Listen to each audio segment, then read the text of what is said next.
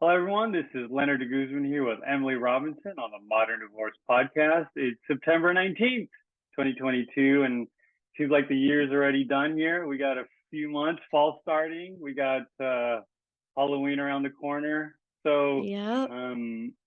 what's it like in the fall here? We're like in the fall now. So it's back. We're in school. I'm sure there's a lot of child custody stuff going on.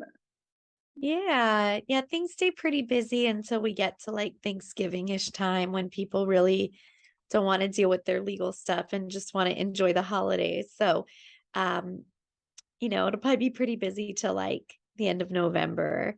Then things tend to slow down a bit and people don't want to go to court or deal with, these legal issues. So parents are, I think, in a way, preoccupied with like. I remember when school started, it was just like it was quick. Like at the start of the school year, like everyone's like trying to get organized. Are there more or less arguments between parents during this time, or is just like just go, just go? There's not time to argue. No, there's definitely a lot of arguments that come with the start of school and which school kids are going to go to and agreeing with each other on important school decisions and um planning vacations and holidays. There's definitely a lot of arguments that come up with that. All right, with that, let's get into the part of the show where we go over the news for the divorce, whether celebrities are getting divorced, whatever's trending in Google. Looks like there's a lot of stuff from Forbes, because they're like I think you read Forbes if you have tons of money. You want to compare your net worth with like Jeff Bezos or Warren Buffett. I always feel I always feel discouraged and sad when I read Forbes, but they always in the last few months they've had some pretty good divorce articles. So uh, this is uh, this is kind of weird, but let's see if we get anything out of it. So from Forbes.com, divorce is more common in albatross couples with shy males. Study finds. But these are actually like the albatross, like the birds. I thought it was like an out like a type, but I guess That's interesting. I don't know. Is that kind like I always thought like there's an albatross. Like when I think of like like you're in like a mid like, or am I confusing with arbitrage? I think where it's like you're negotiating. Oh yes, well maybe yeah, like arbitration. What does it mean, horse and birds? I don't know. So it says, okay, here's I don't know if we're gonna stick to this topic. It's kind of, I'm not like a zoologist, so it says here most albatross mate for life, but shy males, shy males who avoid confrontation are more likely to be displaced by a more aggressive male. Um, so, so shy males who avoid confrontation are more likely to get dumped. Researcher said. So that does that Interesting. translate into like humans? So I didn't know that. I guess they when they made it's like a like a I never knew animals had marriages. So Yeah. um Well, that's interesting because I think, I don't know that that specifically translates, but we're animals too, and we have instincts and um, you know, I, I think that it just goes to show that just like all other animals, we are guided by our instincts as well. I mean, yes, we have thinking power and higher processing power, but deep down, we have animal instinct and pheromones and things that attract us to people and things that make us um, act certain ways. So I think it's really interesting that, the animal kingdom is similar in that way.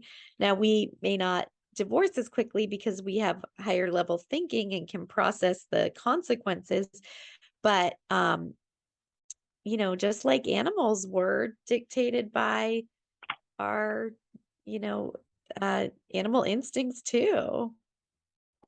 Yeah, it's so these birds are interesting because they have emotions, they have feelings, they're shy, which I don't know. Like now that I've read this, I'm gonna have a different perspective of like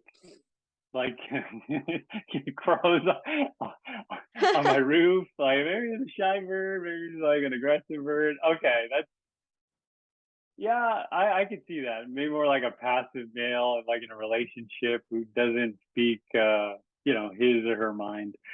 Okay, let's get to the Right. next article here. So this is interesting from dailymail.co. So this relationship expert says the best way to know if someone is right for you is imagining what it would be like to divorce them because it reveals if you think they have a strong character. So an unnamed relationship expert shockingly revealed you should imagine separating from your partner to know if they're the one. So influencer and podcaster Tinks31 from California shared an email from the expert that said couples should visualize divorce while dating. Tinks has dubbed herself as TikTok's older sister. She regularly shares advice on relationships and mental health to over 1.5 million followers. In addition to managing divorce, the quirky advice, including asking your partner what piece of clothing would be in their you'd be in their closet. Okay. Yeah. Tink shared the email on her Instagram story and revealed she would dive deeper into it. What do you think? It's an interesting way of it's like reverse engineering, right? Because you Yeah. haven't married, but you're looking toward the future. Yeah.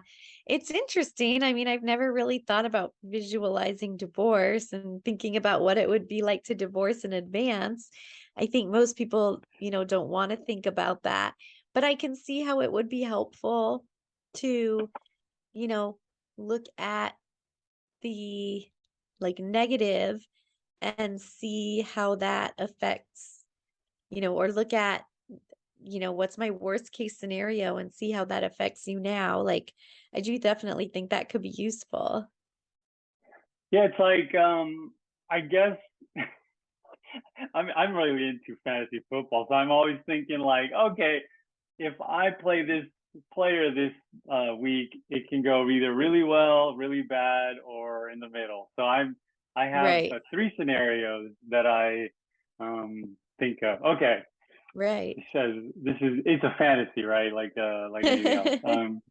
So let's get into the part of the show where we ask Emily anything, and we go through posts of people who are going through the divorce journey, whether they're starting it, whether they're into and having problems with child custody, finances, mental health.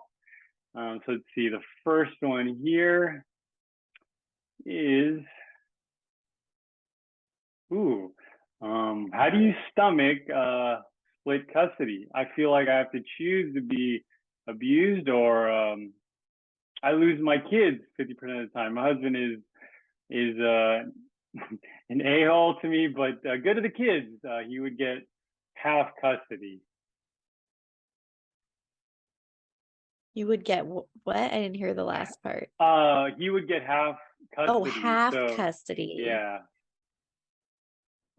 Well, I So how do you mean, how do people like I guess this she's going through I guess the start of I guess you negotiate it right in court and um she's like I guess she's going through a bad thing but typically you would get a 50-50 split, right?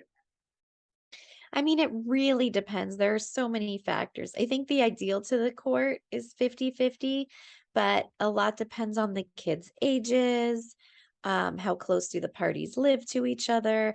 It's really always what's in the best interest of the kids. So while sometimes that's 50-50, sometimes it's not.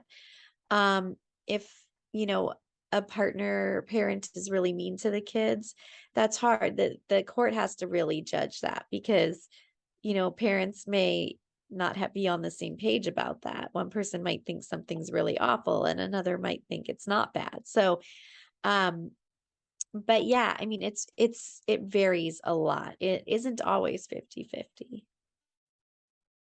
Okay, next one is this is different because we haven't heard of the divorcery, where I guess this particular person is being positive. She goes, he or she, I can't tell, but this is amazing.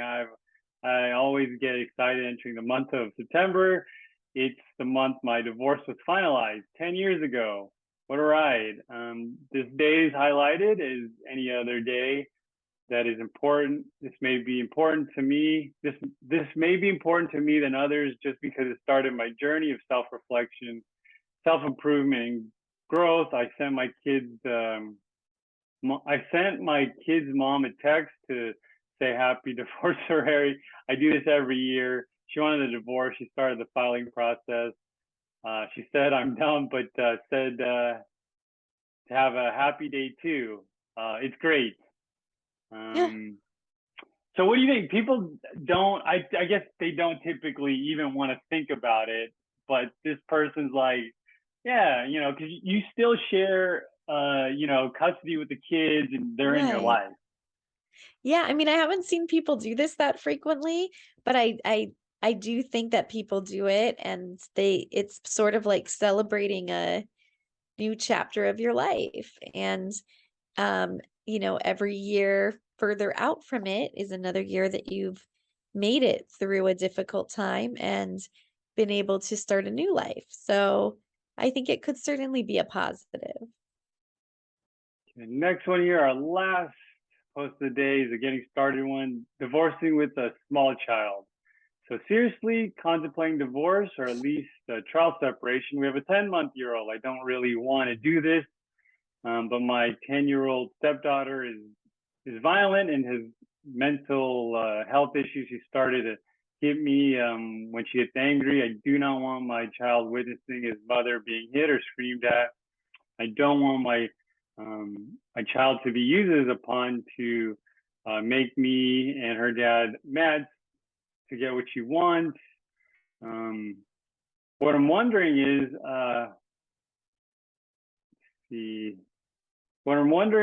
what's the best way to cope with this? I just want my baby to be okay and know he is loved. I'm assuming there's another child in the picture. Right. That's what it sounds like. Yeah, that's really tough. I mean, I think that if the other parent is not providing, a safe environment for your child, even you might be a blended family, that's a serious concern. And you have to do something about it. And that person just won't listen. Maybe is the only option because you don't want that to be the model you see for your child and to have to deal with your child being in a bad situation. All right, that's all the time we have for today. Thanks so much for joining us on the Modern Divorce podcast, and we'll see you next time.